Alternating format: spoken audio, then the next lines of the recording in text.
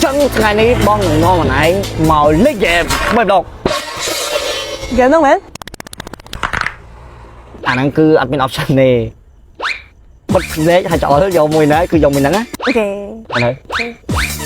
mua cá trồng ơ chồng mấy năm anh Ừ, dịu quá. đọc thêm không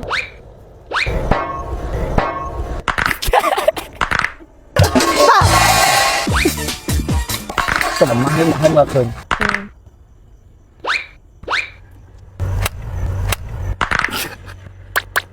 Ba lần ở sơ trừ. còn đâu Chúng tôi thằng đi bạn. đọc thêm á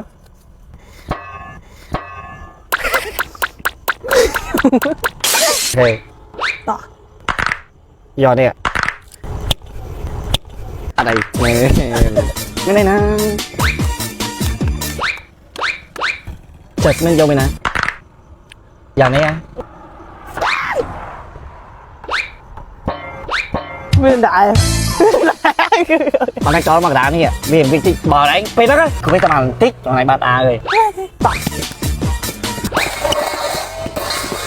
giờ nè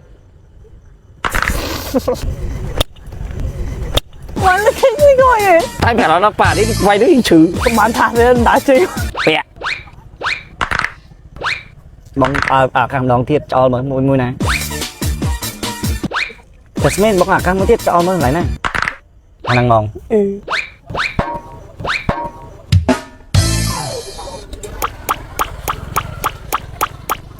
đây trong khói này Jasmine Làm nè. chồng vậy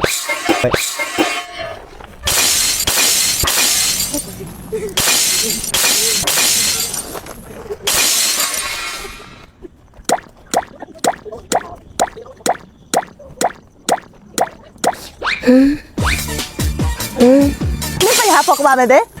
Mấy cái liệt bếp là.